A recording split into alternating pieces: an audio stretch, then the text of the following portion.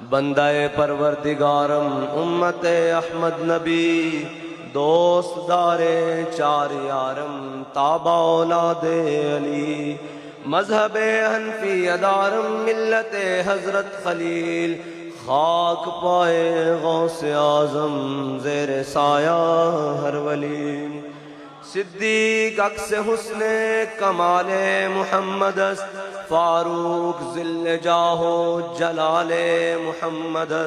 दरान मेरे कायद ने हमें एक सबक पढ़ाया।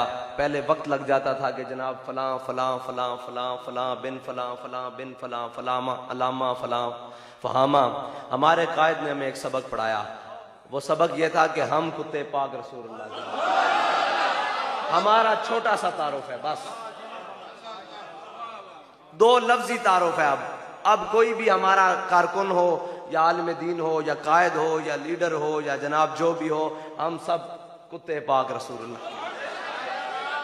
और हम शोर क्यों मचा रहे हैं कि नामूसे रिसालन गुलशन अंदर कोई सूर फेरा ना पावे। बस हमारी जिंदगियों का मकसद वो बता गए हैं और वो दे गए हैं हमें राह, हमारे लिए कोई दूसरी राह नहीं है। अल्लामा इकबाल ने आज, क्योंकि हजरत की याद में ये प्रोग्राम रखा गया है, तो आपके हवाले से ही चंद बातें। अल्लामा इकबाल कहता है कि मर्द खुदा का अमल इश्क से साहिब फरोग, इश्क है असले हयात मौत है इस पर हराम, तुंदो सुबुक शेर है गर्चे जमाने की रो। इकबाल कहता है बड़ी तेज है जमाने की रो। इकबाल कहता है मैंने बड़े बड़े जुब्बा और दस्तार को वक्त के यजीदों के दरबार में देखा, बड़ी तेज है जमाने की रो, बड़े बिक जाते हैं, कोई इस दरबार में, कोई आगे कोई आगे, कोई हक बात कहते कहते इधर से लड़क जाता है, कोई इधर फिसल जाता है। इकबाल कहता है तुम दो सुबुक शेर है गर्चे जमाने की रो, इश्क खुद एक सैल है और सैल को लेता है थाम। इकबाल कहता है इश्क जो है ना वो एक सैलाब है और आने वाले हर सैलाब को थाम भी लेता है।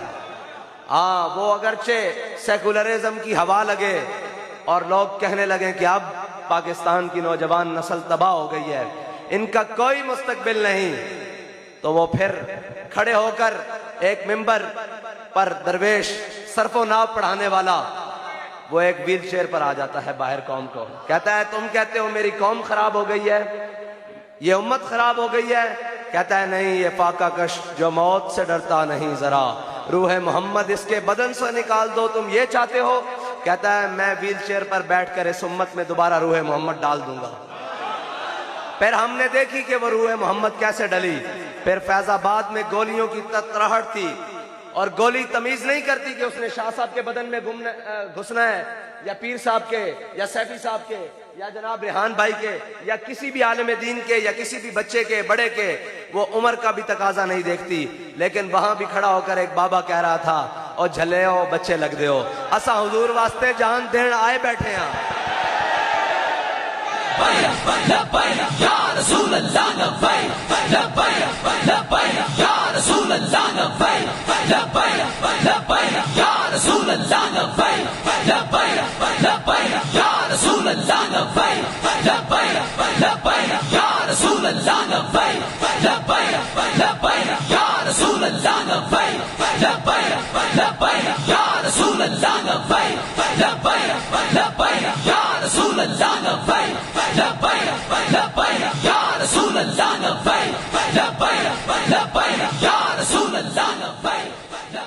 फिर उम्मत की राहें सीधी की, मुतय्यन की। बाहर से ना बैनुल अक़वामी एजेंडे आते हैं। बैनुल अक़वामी एजेंडा ये आता है कि जी गुस्ताखी तो फलां मुल्क में हुई, रोड आप अपने मुल्क का जाम करते हो, यहाँ नारे आप यहाँ लगाते हो, यहाँ जनाब बंद करके लोगों को परेशानी देते हो, उनको क्या होता है?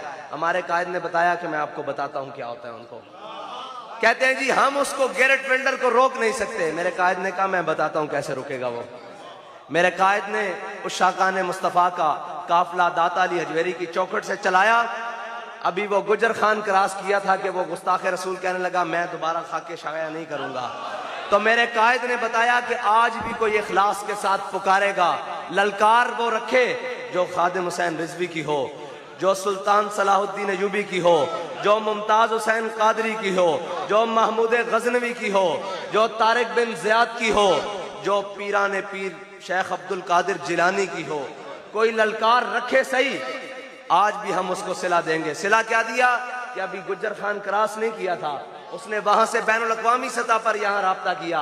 उसने कहा भाई हुजूर के आशिक मैदान में आ गए हैं, मैं तौबा करता हूं, मैं आइंदा के बाद ये गुस्ताखी नहीं करूंगा।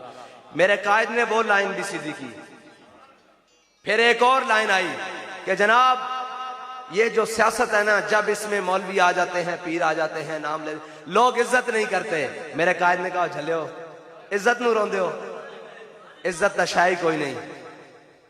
मेरे कायद ने यह बताया कि एक GLI पे बैठकर कोई बड़े डेरे ना हो, कोई बड़े खजाने ना हो, कोई बड़े बैंक बैलेंस ना हो, कोई बढ़िया गाड़ी ना हो, एक GLI पे बैठ के पूरे पाकिस्तान में लब्बैक या रसूलुल्लाह का होका दिया।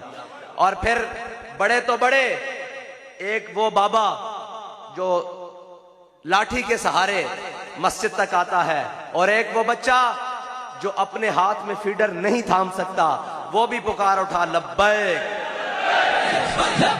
या रसूल अल्लाह, लब्बैक या रसूल अल्लाह, लब्बैक या रसूल अल्लाह, लब्बैक या रसूल अल्लाह, लब्बैक या रसूल अल्लाह, लब्बैक या रसूल अल्लाह, लब्बैक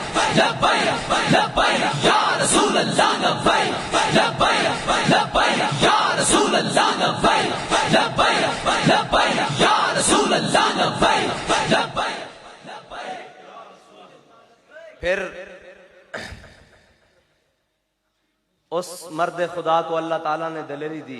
मैं कहा करता था जनाब बड़ी जिंदगी देखी है, बड़े लोग देखे हैं, मैं तो आपके करीब हूं, आपको डर नहीं लगता?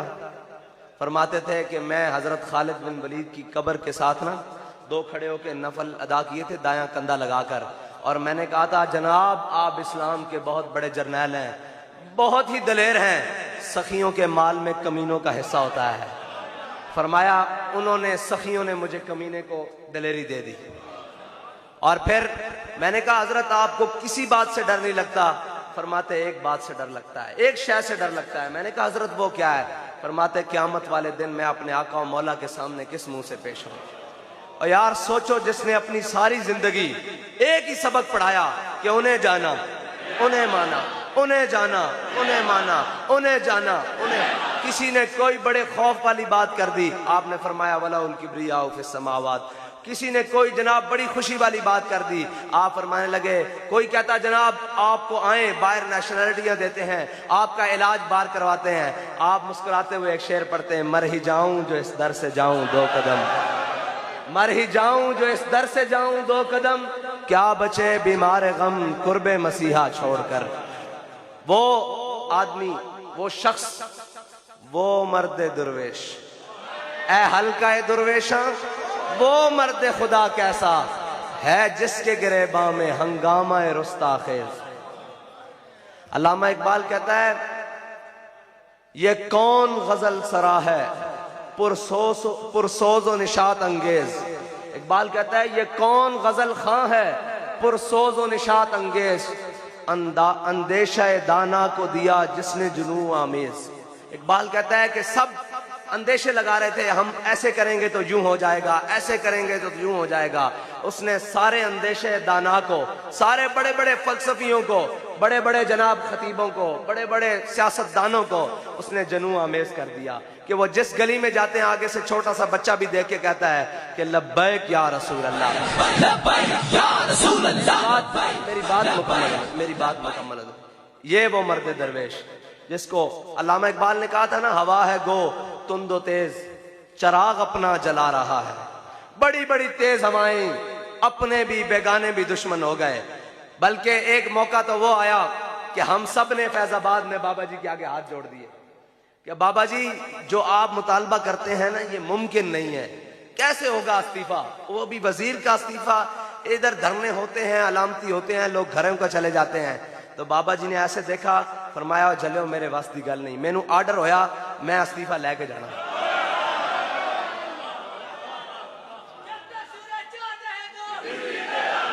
और फिर हम चश्मे फलक ने देखा कि बरसती हुई गोलियों और बरसती हुई आग और बरसते हुई शैलों में भी अल्लामा खादिम हुसैन रिजवी ने अपनी बाईं जेब से इस्तीफा निकाल कर ऐसे दिखाया कि ये देखो मैं ले आया हूँ। बस इतना ही हमारा मकसद था कि हुजूर की बारगाह में हाजिरी लगे, बस और कोई मकसद नहीं था। और हमें वो जिंदगी का यही मकसद बता कर गए हैं। और कयामत तक जब बड़ी बड़ी बातें होंगी, हजरत बिलाल ने कहा था ना कि अरा बरा कन्नक करा कराई करी मन्नत दरा। हजरत बिलाल का शेर हबशी में हमारे उस्तादों ने हम तो उनकी सुनाई हुई बातें नकल कर सकते हैं यार, इससे ज्यादा हमारे पास कुछ नहीं है, हमारे दामन में और कुछ नहीं है। हाँ, एक चमकता हुआ सूरज है जिसका नाम अल्लामा खादिम हुसैन रिजवी है। हाँ, जिसको मौत भी देखकर हट जाती है। हाँ, वो जिसने दिलेरी की तो इंतहा कर दी, इल्म बयान किया तो इंतहा कर दी, अमल किया तो इंतहा कर दी। अल्लामा इकबाल ने कहा मर्द खुदा का अमल इश्क से साहिब फरोग, इश्क है असले हयात, मौत है इस पर हराम। और कहता है इश्क की तकवीम में असरे रवां के सिवा, ये तो असरे रवां है ना कि लब्बैक लब्बैक हो रही है, और एक वो जगह भी है कहता है इश्क की तकवीम में असरे रवां के सिवा और भी जहां है जिनका नहीं कोई नाम। कहता है आपको पता ही नहीं है कि अल्लामा खादिम हुसैन रिजवी ने जब हुजूर की मोहब्बत की बात की है तो पता नहीं कितने जहानों से गुजर गया है। वो शख्स को अल्लाह ताला ने कहां ले गए। कोई अपनी मालो दौलत सारा कुछ सारी जिंदगी खर्च करे, क्या उसको इतना मकाम मिल सकता है? क्या सारी दुनिया की दौलत खर्च करके इतने बंदे जनाजे में लाए जा सकते हैं? मसला यह है, लोग कहते हैं कि जनाब बहुत बड़ा जनाजा था। मैंने कहा जी मैं मानता हूं बहुत बड़ा जनाजा था, लेकिन वो शख्स कितना बड़ा था ये तो मैं नहीं मालूम। ये सदियां लगेंगी खुलने में। अभी मैं हकीकत बात आपसे कह रहा हूं, सदियां लगेंगी खुलने में कि अल्लामा खादिम हुसैन रिजवी कौन था। वो व्हील चेयर पे बैठा हुआ शख्स कौन था जो अपने गिरेबान में कयामत जितना हंगामा रखता था, जिसने कौम की हर सिमत दुरुस्त कर दी। जब लोग ये हदीसें सुना रहे थे घड़ कर झूठी, वो हदीस तो हुई नहीं जो झूठी हो गई, बर मंसूब कर रहे थे कि जनाब एक माई कूड़ा फेंकती थी और यूं होता था यूं होता था। बाबा जी ऐसे भी फरमाया ओए किसकी जरूरत है मेरे आका मौला ते कूड़ा छोटे। और फरमाया सामने सक्का चाचा बैठा हुए उर्वा बिन मसूद सुलह हुदैबिया दे मौके ते पिछे सक्का भतीजा खड़ा हुए तो साहबा जिन्हें हुजूर दे ना तो गर्दना कटाइयां वो वेखते रहे कूड़ा माई सुटती रही। आपने फरमाया कौम नू गलत राह ना दो, ओए कौम नू गलत नारा दो। आपने फरमाया सुलह हुदैबिया दे मौके ते चाचा खुशामद वास्ते हुजूर दी दाढ़ी नू बार बार सिर्फ दाढ़ी नू हाथ लावे ते पिछो भतीजा चीख के कवे आखिर यादा कान लिहयत रसूलुल्लाह वल्ला तसिल इलैक, कवे चाचा भावे तू खुशामद ना हुजूर दी दाढ़ी नू हाथ ला रहा, अगर ये दोबारा हुजूर दी दाढ़ी वाला हाथ वधिया ना तो कटे होया वापस आएगा, सलामत वापस नहीं आएगा। ये कौम को बताया। और फिर जब आलमी सतह पर यह साजिश चली कि जनाब इस्लाम तलवार से फैला है, मुसलमान सारे घबरा गए, सारे घबरा गए। ओहो जनाब इस्लाम के ऊपर बड़ी बात आ गई है कि इस्लाम तलवार से फैला है। तो मैंने अपनी जिंदगी में सारे मुफक्किर जो भी सुने, आपने भी सुने होंगे, आप अगर मुझे बताएंगे मैं अपनी तस्दीक कर लूंगा, लेकिन मैंने एक शख्स को देखा, फिर कुफार ने खुद ही साजिश चलाई कि जी इस्लाम अखलाक से फैला है। मुसलमानों ने फौरन अपना लिया, हाँ जी इस्लाम अखलाक से फैला, अखलाक से फैला, अखलाक सब। कोई बात जो नहीं थी, एक बंदा बाहर निकला, उसने कहा ओए तुम हुजूर की तलवार थाम नहीं सकते, उसकी नफी करते हो, उसकी नफी करते हो जिसको मेरे आका मौला ने ऐसे ग़ज़वा उहद के मौका पर बुलंद किया। मेरे आका ने फरमाया इसका हक कौन अदा करेगा। बड़े साहबा आ गया है, मेरे आका मौला ने अता नहीं की। हजरत अबू दुजाना आगे आ गए, कहा या रसूलल्लाह इसका हक क्या है। हमेशा याद रखना और ताकत रखने वालों, मेरे आका मौला ताकत का हक बता गए हैं, सुनो ताकत का हक क्या है। हजरत अबू दुजाना ने कहा या रसूलल्लाह इसका हक क्या है। मेरे आका मौला ने फरमाया अल्लाह और उसके रसूल के दुश्मनों पर इतनी चले कि टेढ़ी हो जाए। ताकत का पहला हक आपको बता दिया है। उन्होंने कहा या रसूलल्लाह इसका दूसरा हक क्या है। मेरे आका मौला ने फरमाया किसी मजलूम पर न चले। ताकत का दूसरा हक भी मेरे आका ने बता दिया। उन्होंने कहा या रसूलल्लाह इसका और हक क्या है। मेरे आका मौला ने फरमाया ये किसी बच्चे और किसी औरत पर न चले। जब उन्होंने कहा या रसूलल्लाह और हक, मेरे आका मौला ने फरमाया यही है। हजरत अबू दुजाना ने हुजूर के हाथों मुबारक से तलवार वो ले ली, मेरे आका मौला ने तलवार इनायत कर दी। फिर आप आगे बढ़े और आपने वो तलवार पकड़ कर ना, हमारे कायद फरमाते थे कि अगर मैं खड़ा होता तो मैं आपको चल के दिखाता। मैं आपको बता देता हूँ वो कैसे चलना चाहते थे। हजरत अबू दुजाना ने वो तलवार जब हाथ में ली ना, तो पहलवानों की तरह ऐसे ऐसे चले, ऐसे ऐसे ऐसे ऐसे। सामने कुफार खड़े हैं। ये देख लेना, ये चाल जो है ना अल्लामा खादिम हुसैन रिजवी की, मुनाफिकों के आगे और हुजूर के गुस्ताखों के आगे इतनी सख्त क्यों थी। मेरे आका मौला ने इसके बारे में क्या फरमाया है। जब वो पहलवानों की तरह तलवार लेके चले ना, मेरे आका मौला ने फरमाया ये चाल जो अबू दुजाना चल रहा है ना, ये अल्लाह को बड़ी नापसंद है, ये गुरूर और तकब्बुर वाली चाल है, लेकिन मेरे दुश्मनों के सामने पसंद है। फिर हजरत अबू दुजाना ने कहा क्या, फरमाया अनल्लज़ी आहदनी खलीली, ने कहा आज अपने आका मौला से वादा किया है, आज के बाद पिछली सफों में नहीं लड़ेंगे, अगली सफों में लड़ेंगे। ऐसा ही वादा अमीरुल मुजाहिदीन ने अपने आका से किया था कि या रसूल अल्लाह आपकी नामूस का मसला होगा, कोई बाहर निकले ना निकले, कोई अपनी खानकाहों में बैठे, कोई मज़ारों में बैठे, कोई अपने तख्तों पर बैठे, कोई जनाब याशियां करे, कोई बाहर के दौरे करे, आपका गुलाम अपनी व्हील चेयर के साथ सबसे पहले रोड पर होगा। और फिर वो अमल करके दिखाया, और फिर बातें नहीं की सिर्फ, फिर अमल भी वो किया कि जिसके अमल को देखने के लिए हम सर उठाएं तो हमारी पगड़ियां नीचे गिरती हैं। मकाम बड़ी दूर बात है, जो अमल किया है। हजरत जिस हाल में अमीरुल मुजाहिदीन ने हुजूर की नामूस पर पहरा दिया है ना, सिर्फ आप वो हालात सुन लेना, आपका जिगर पानी हो जाएगा। मैं आपको सच्ची बात कह रहा हूं। आप और मैं अगर उस हाल में हो, हमारे पास 1 करोड़ तावील होगी कि जनाब ओ नहीं मेरे पास तो जनाब, हमें तो एक नजला लग जाए ना तो हम जनाब मस्जिद तक नहीं आते। मैं अमीरुल मुजाहिदीन के साथ रहा हूं, अमल का इतना पाबंद। अजान हुई है, फिर नमाज के लिए बेगानगी कर दी, नमाज में कोई माफी नहीं, और जो नहीं पढ़ता था आप उसको बड़ी सख्त वईद करते थे। और नमाज अजान हो गई, बेगानगी का आलम हो गया, मैं पास बैठा हूं पता ही नहीं, पर मैं उठो नमाज पढ़ो नमाज पढ़ो नमाज पढ़ो। इस हालत में तो बंदा 100 इज्जतें करता है कि जनाब मैंने नमाज ना भी पढ़ी, अगर लेट भी पढ़ी तो कोई बात नहीं। लेकिन अमीरुल मुजाहिदीन अमल के इतने पाबंद, इतने पाबंद, कोई जरा सी बात। आप मुझे एक आपस की बात बताएं, मैं सुबह से ये चला हूं, ये वही धोती है, ठीक है। अब आप इसकी हालत देखें, ये हालत इसकी बड़ी अजीब सी हो गई है, फूलों के निशान और गुचल मुचल हो गई है। यही आप जब चादर अमीरुल मुजाहिदीन की गोद में देखेंगे ना 4 दिन बाद भी, तो वो चमक रही होगी। कोई ये नहीं कह सकता, कोई ये नहीं कह सकता कि जब से हमने अमीरुल मुजाहिदीन को देखा, आपके कपड़ों पर हमने एक बल भी देखा हो। मैं आपको सच्ची बात कह रहा हूं, जिस हालत में वो थे वो हालत उनका रब जानता है बेहतर। लेकिन अमीरुल मुजाहिदीन को अल्लाह ताला ने रूहानियत का भी वो आलम दिया था कि हम आपके साथ सफर करते, आप 2 दिन कपड़े ना तब्दील करते, 3 दिन ना तब्दील करते, आपके कपड़े उसी तरह साफ और हमारी हालत गैर हुई होती थी। ये अल्लाह ताला ने उनको रूहानियत दी थी। मैंने कहा जनाब ये क्या मामला है कि जब आप दुरूद शरीफ पढ़ के फारिग होते हैं ना, तो हमें अजब सी खुशबू आती है जो हमने कहीं नहीं सूंघी।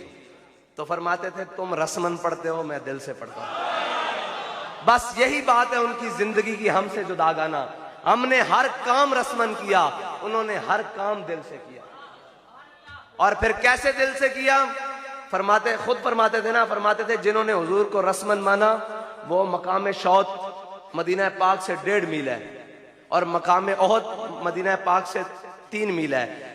हजरत फरमाते थे कि जिन्होंने हुजूर को रस्मन माना ना, वो हुजूर के साथ 1.5 मील भी नहीं चले, और जिन्होंने हुजूर को ईमान जान से बढ़कर माना, उन्होंने कहा या रसूलल्लाह हमसे पूछते हैं बदर जाना चाहिए कि नहीं, हमसे पूछते हैं।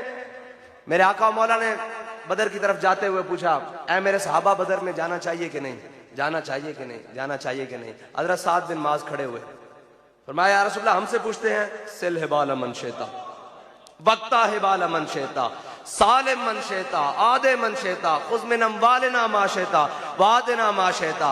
ये काफी सारे आपने दावे किए, उसमें से कुछ ये हैं कि जनाब या रसूलल्लाह आप हुक्म करें, आप जिससे सुलह करेंगे हम उससे सुलह करेंगे, आप जिससे दुश्मनी करेंगे हम उससे दुश्मनी करेंगे, आप जहां कहेंगे हम वहां माल खर्च करेंगे, जहां कहेंगे हम खून बहा देंगे।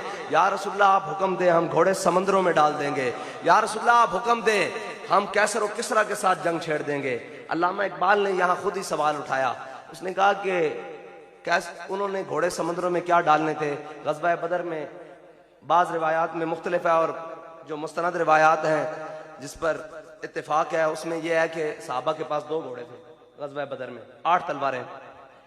अल्लामा इकबाल कहता है कि कौन से घोड़े थे जो उन्होंने समुद्रों में डालने थे। घोड़े तो उनके पास 2 थे। 2 बातें हैं इसमें।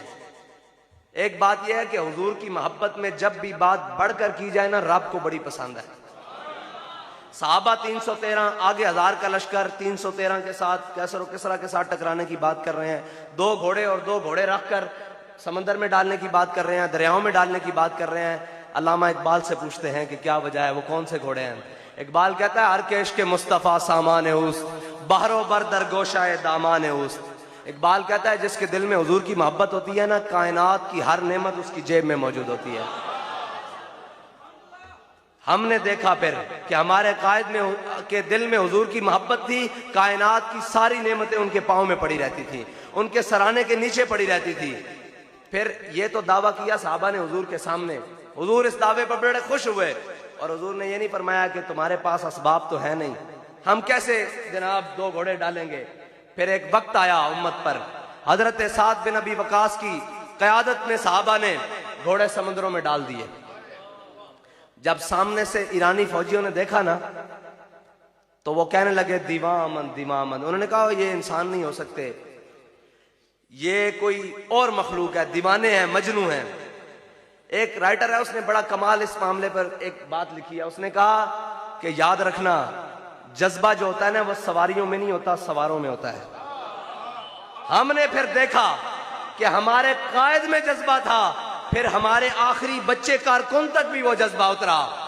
हमेशा याद रखना, हमारे कायद कहते थे पानी परनालों से साफ आता है, नीचे से पानी साफ नहीं होता। अगर पानी ऊपर से साफ उतरे ना तो फिर पानी साफ रहता है, अगर ऊपर से पानी गंदा है तो फिर नीचे कौम तक भी गंदा पहुंचता है। तो बात यह है कि जब सहाबा ने घोड़े दरिया दजना में डाले तो फिर अल्लामा इकबाल कहने लगा दश्त तो दश्त दरिया भी न छोड़े हमने, और बाहर जुलुमात में दौड़ा दिए घोड़े हमने। मेरे कायद की ज्यादातर बात गुफ्तगू जो है ना, वो नौजवानों से होती थी। और कैसर और किसरा, हजरत उमर के दौर में कैसर और किसरा फतह हो गए। हजरत उमर ने मस्जिद नबी में ही हमेशा बैठकर तमाम इंतजाम हुकूमत चलाए। मेरे कायद से कोई कहता था ना कि जी आप मौलवी, बड़े लोग मुंह फट भी आते थे, आप मौलवी निजाम हुकूमत कैसे चलाएंगे।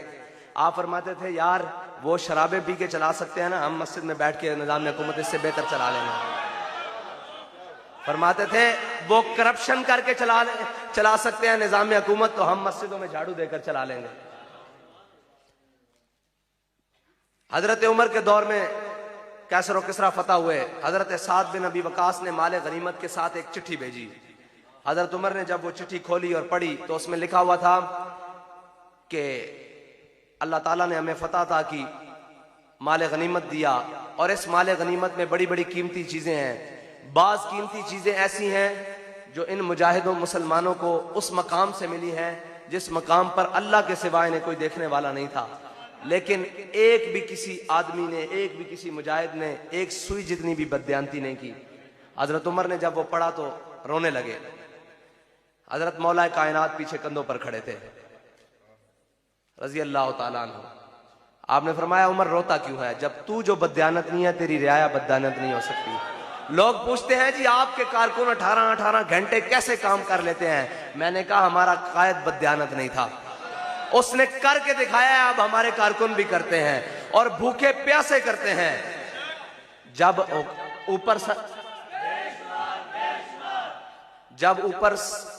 सरबराह बददियानत ना हो ना तो फिर नीचे लोग भी बददियानत नहीं होते।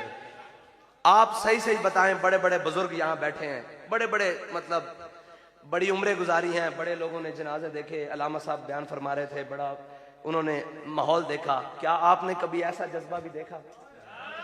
ऐसा जज्बा नहीं देखा, मैंने तो अपनी जिंदगी में नहीं देखा। आप बुजुर्ग हैं, आप बताएंगे कि ये जो जज्बा है बच्चे से बच्चा, बड़े से बड़ा फटने पे आता है हुजूर की मोहब्बत में। ये जज्बा ऊपर साफ था इसलिए नीचे उतरा। अब अल्लामा इकबाल ने गजल लिखी है, उसका आगाज इस तरह होता है कि कभी है नौजवान मुस्लिम तदब्बुर भी किया तूने। नौजवानों से बात है जी। अब कभी है नौजवान मुस्लिम तदब्बुर भी किया तूने, वो क्या गर्दू था जिसका है तू एक टूटा हुआ तारा। इकबाल कहता है सोच तो सही वो कौन सा आसमान है जिसका एक छोटा सा टूटा हुआ तारा है। उस आसमान की आगाज हजरत अबू बकर सिद्दीक से होता है, फिर हजरत उमर फारूक, फिर उस्मान गनी, फिर जनाब हैदर कर्रार, फिर हसनैन करीमैन, फिर अशरा मुबशरा, फिर खालिद बिन वलीद, फिर हजरत मुसन्ना, फिर शुराहबील और बड़े हजरत काका, बड़े बड़े शेर उस आसमान के चमकते हुए सितारे हैं। इकबाल कहता है सोच तू भी उन्हीं सितारों में से एक टूटा हुआ है। कहता है अगला जो शेर इकबाल ने जिस पसे मंजर में बयान किया ना, वो पसे मंजर बड़ा खूबसूरत है, सुनने के लायक है। इकबाल कहता है तुझे उस कौम ने पाला है आगोश मोहब्बत में, तुझे उस कौम ने पाला है आगोश मोहब्बत में, कुचल डाला था पांव में जिसने ताज सरे दारा।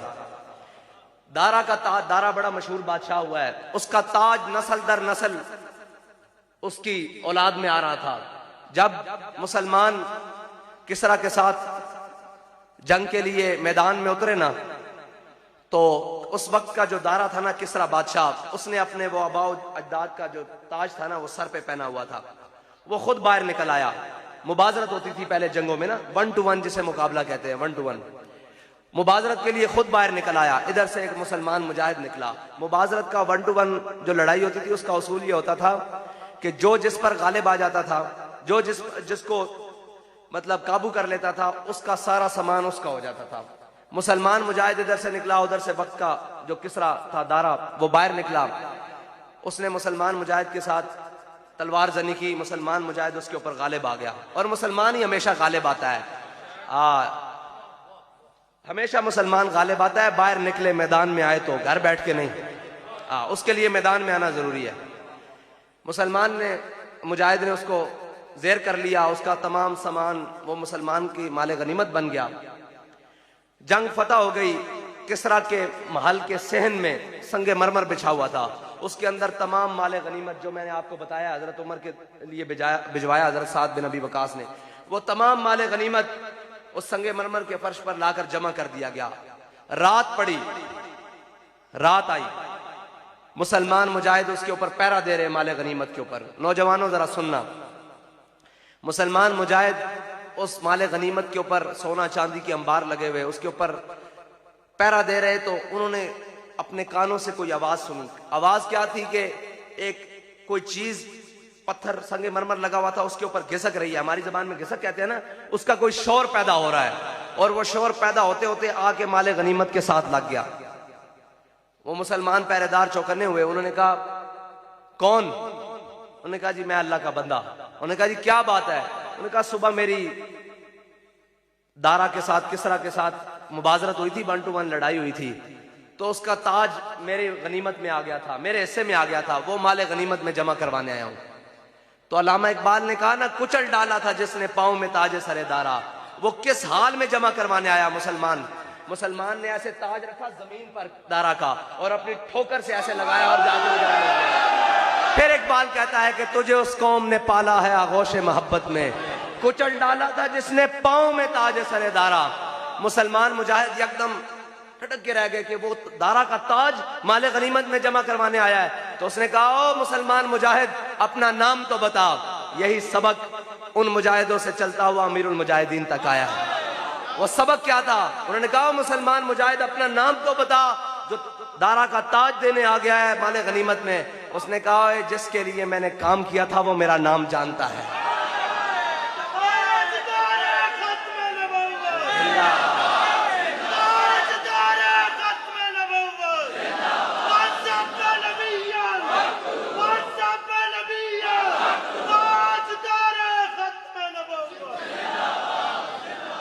अब बात यह है कि हर मुसलमान यह जानता है कि उसने हुजूर की नामूस पर कैसे पहरा देना है, और उसको यह भी पता है कि मालिक उसका नाम जानते हैं। वो सुनी थी ना बात बाबा जी से कि वो अफसर आया, पहली नहीं बल्कि तीसरी चौथी ये सिलसिला चलता रहा। जब मैं जेल में हजरत से मिलने गया तो मैंने कहा पास होकर, मैंने कहा जी अब सुनाओ, अब सुनाओ क्या हाल है? तो फरमाने लगे मीर का शेर पढ़ा, कहने लगे जिंदा में भी न गई शोरश अपने जुनू की, जिंदा में भी न गई शोरश अपने जुनू की, अब संग मदावा है साशुफ्ता सरी का। आहा हा। और हजरत की बातें बहुत बड़ी है, मैं आपको सही बताता हूं, बहुत बड़ी है।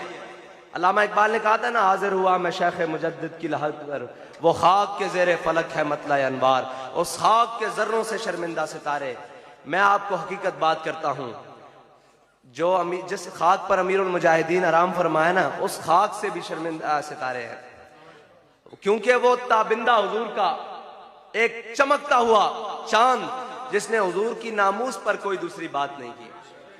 और यही बात लब्बैक का हर कारकुन यही जज्बा रखता है जो अमीरुल मुजाहिदीन, वो उस मुजाहिदों से चलता हुआ अल्लामा खादिम हुसैन रिजवी तक आया कि हम जो काम कर रहे हैं ना, हमारा नाम हमारा मालिक जानता है। शाह साहब देखते हो ना या देखते हो, पीर साहब देखते हो या देखता हूं, मैं देखता हूं या देखता हूं, कोई जिम्मेदार देखे ना देखे, हर कारकुन बढ़कर जब लब्बैक का नारा लगाता है ना, वो इसी यकीन से लगाता है कि मैं नाम अपने आका और मौला का, अपने अल्लाह की रजा के लिए बुलंद कर रहा हूं, मैं सिर्फ उनकी खुशनुदी के लिए बुलंद कर रहा हूं, किसी को दिखाने के लिए बुलंद नहीं कर रहा। और जब हमारे लड़के, आपको एक बात सुनाता हूं, मेरे कायदे मोहतरम, हम सब के कायदे मोहतरम, आपके जो उस्ताद गिरामी, उस्ताद जब भी फरमाते ना उस्ताद गिरामी, तो इससे मुराद मौलाना उस्ताद अब्दुल रशीद साहब मुराद होते, जिनसे आपने पढ़ा और जिनसे आप बहुत ज्यादा मुतासिर थे। फरमाते थे कि जिन्होंने मेरे अंदर हुर्रियत भरी है ना, उनका नाम उस्ताद रशीद साहब है। सुभान अल्लाह। जब आप फरमाते ना उस्ताद गिरामी, तो इससे मुराद उस्ताद अब्दुल रशीद साहब होता। जब आप फरमाते मुफ्ती साहब, तो इससे मुराद मुफ्ती अब्दुल कय्यूम हजारवी साहब होता। ये बड़े रिजाल जिनके पास, जिन्होंने ये नगीना तराशा, ये नगीना जिन्होंने तराशा। आप फरमाते कि हम उस्तादों से हदीस का सबक पढ़ रहे, तो सामने बाहर जो गली वाली खिड़की थी ना, वो खुली हुई। तो आपको पता है दाता साहब में, लाहौरी दाता साहब से एक अलग तरीके से मोहब्बत करते हैं। वो आपके उर्स पर ना ढोलों से चादर लेकर जाते हैं। कहने लगे जब लड़के हमारे सामने ढोल बजाते हुए चादर लेकर गुजरे ना, तो हम अचानक सारे तुलबा मुस्कुरा पड़े। तो कहते उस्तादों ने ऐसे किताब बंद कर दी। फरमाया मुंडे तुसी क्यों मुस्कुराते हो, ये उस्तादों की बात हो रही है, क्यों मुस्कुराते हो। उन्हें कहा जी यार देखो असि नशदे हुए मुंडे जा रहे हैं जनाब ढोलों के उत्ते चादर लैके। उस्तादा ने कहा गल नहीं, ये जज्बात बड़े पाकीज़ान। फरमाया अगर इन्हों दसिया जाए ना, और इन्हों कोई दसन वाला होवे, तो ये मुंडे इसे तरह नच के हुजूर दे नाम ते जान देंगे। फिर उस दिन फितरत हस रही सी। उन्हें क्या ए दसांगे असी इस दी जबान विचों जेड़ा तुहाडे सामने सबक पढ़ रहा। और फिर उसकी जबान ने जदों दसिया, ते फिर मुंडिया नच के फैजाबाद जाना दित्तियां कि नहीं दित्तियां।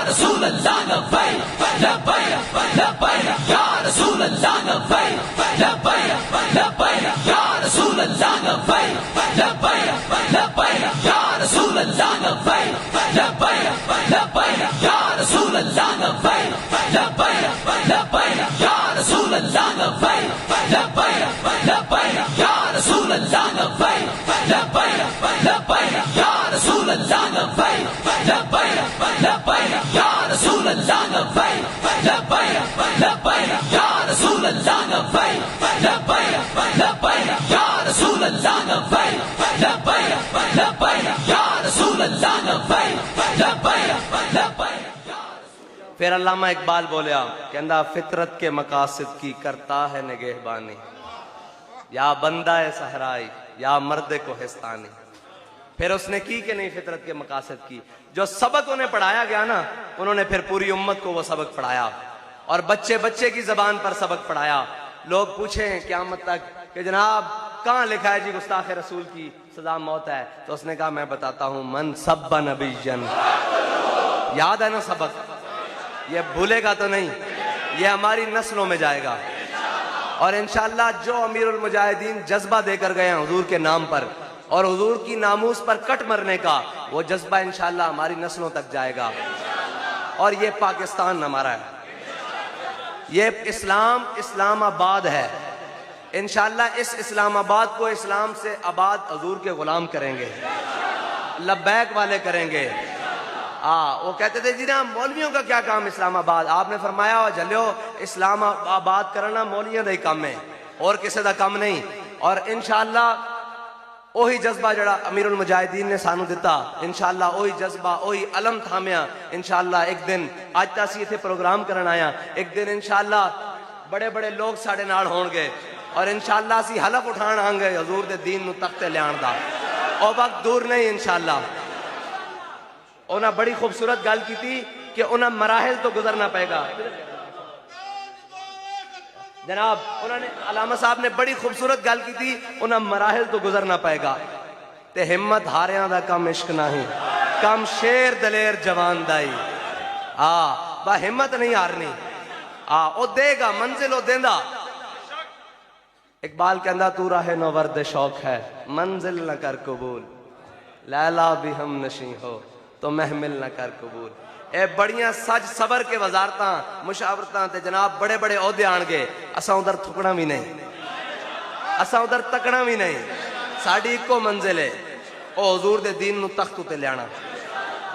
बाकी ये रस्ते दे छोटे छोटे मराहिल इंशाअल्लाह अल्लाह ताला सानू तय करांदे लै जाएगा। ते आखिरी बात जिन्हां नू उस्ताद साहब बड़े जौक नाल जिन्हां दी नात सुनदे सन और जिन्हां दी तारीख आपने सुनाई, मौलाना अहमदुल्ला शाह मदरासी आप 1857 चांदनी चौक दिल्ली दे चांदनी चौक आप दा सर मुबारक कट दिता अंग्रेज ने और लटका दिता दिल्ली दे चांदनी चौक। क्योंकि आपने फरमाया सी आप भी उन्होंने उलमा सन जिन्हां ने अंग्रेज के खिलाफ जिहाद दा फतवा दिता सी। हजरत फरमांदे सन कि जदों आप दा जड़ा गर्दन सी ना दिल्ली चांदनी चौक 3 दिन 4 दिन तक लटकती रही, तो उसके अंदरों ना खून जारी रहा। ते बड़े बड़े अंग्रेज प्रोफेसर ते मुहक्किक आ गए।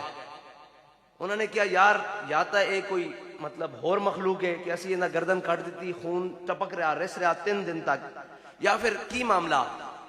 फिर कहते उन्होंने खुद ही तहकीक की थी कि जदों ये बंदे का सिर कटिया गया ना इनके दिल में रत्ती बराबर भी खौफ नहीं सी, इसका खून उस तरह काम कर रहा था। 3 दिन तक 4 दिन तक खून रिसता रहा।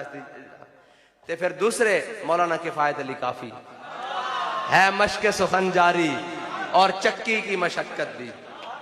इंशाअल्लाह जो असी अगर अंदर भी चले गए तो यही मशक सुखन रहनी और साडा उते की काम है। जेल दे दरो दीवार भी सुननगे हजूर दे गुलाम हजूर दा जिक्र कर दे किस तरह है मशक सुखन जारी और चक्की की मशक्कत भी।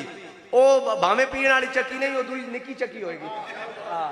है मशक सुखन जारी और चक्की की मशक्कत भी। एक तुरफा तमाशा है हसरत की तबीयत भी। आए हाय जो चाहो सितम कर लो, जो चाहो सितम कर लो। थोड़ी जी गल कर लो मैं इजाजत। और झलियो तुसी 4 शेड्यूल लांदे हो, कोई मोटे रस्से मंगाओ, कोई जंजीरा मंगाओ, साढ़े गल च पाओ।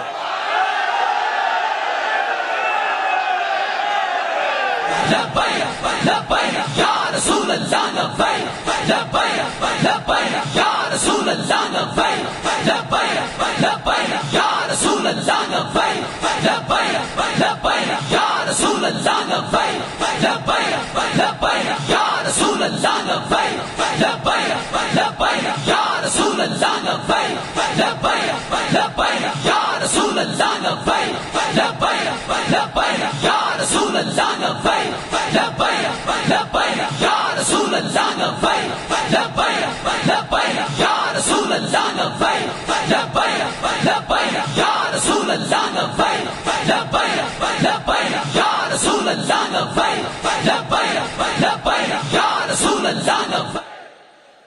और उस तो भी तुसी सानू डरा नहीं सकते इस वास्ते कि साडा जड़ा गाजी इस्लाम मलिक मुमताज हुसैन कादरी उस फटे होते भी नारा ला के गया कि लब्बैक या रसूल अल्लाह लब्बैक लब्बैक लब्बैक या रसूल अल्लाह लब्बैक लब्बैक लब्बैक या रसूल अल्लाह लब्बैक लब्बैक लब्बैक या रसूल अल्लाह लब्बैक लब्बैक लब्बैक।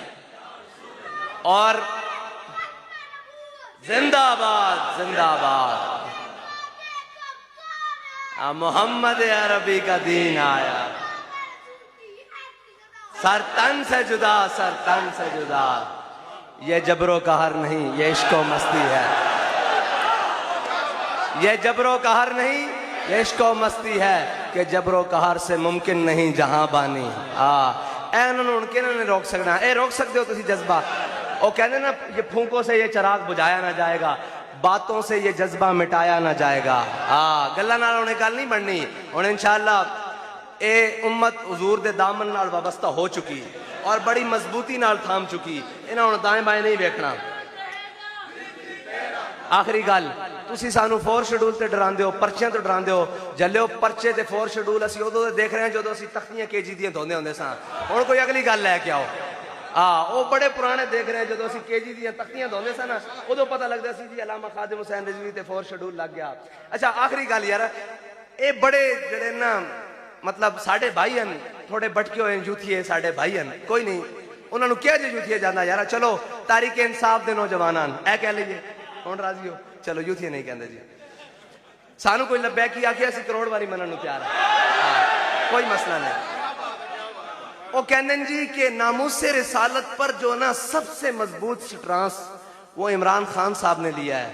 मैं क्या तुसी झूठ बोल दे हो, या तो नामूसे रिसालत ते 80 स्ट्रांस लिया या उन्हें लिया। अगर इमरान खान साहब ने नामूसे रिसालत पर स्ट्रांस लिया है ना, तो फिर पहले नंबर पर उसका नाम 4 शेड्यूल में डालो, क्योंकि साडा जुर्म तो हो रहा है कोई नहीं। अगर साडा कोई और जुर्म है तो फिर दसो भाई इस वजह नाल तो आटे ते 4 शेड्यूल लाया। साडा एको वजह है कि असीं नामूसे रिसालत से पैरा देने। अगर तुसी अपने कॉलेज और दावे सच्चे हो तो फिर सुबह फौरन सुबह होने तो पहले ना इंटीरियर मिनिस्ट्री की जड़ी लिस्ट है ना, बल्कि वजारत दाखिला की जड़ी लिस्ट है, उस दे अंदर फौरन इमरान अहमद खान साहब का नाम शामिल करो। जे नहीं तो फिर तुसी ये कहते हो कि असी हजूर दी नामूस तो इस काम तो बाज आ जावांगे। और झल्लियो ये साड़ी ईमान दी जान है, मगज़े कुरान रूह ईमान जाने दी, हस्त होबे रहमत लिल आलमीन। और उस्ताद साहब फरमाते सन, अगर नामूसे रिसालत पर बात करना जुर्म है तो ये जुर्म सरे बाजार करेंगे, सरे दार करेंगे, और जब वक्त आया तो सरे मिंबर दार करेंगे इंशाअल्लाह, कोई मुश्किल नहीं है। और हम नामूसे रिसालत पर कोई समझौता करने वाला नहीं है। हम तो आपको सिर्फ इतना बताते हैं कि अगर इज्जत चाहते हो तो हमारे कायद ने हमें एक नुस्खा बताया था कि मेरे हाथ में था जब तक मेरे मुस्तफ़ा का दामन, मेरे पाँव चूमती थी यही गर्दिश ज़माना।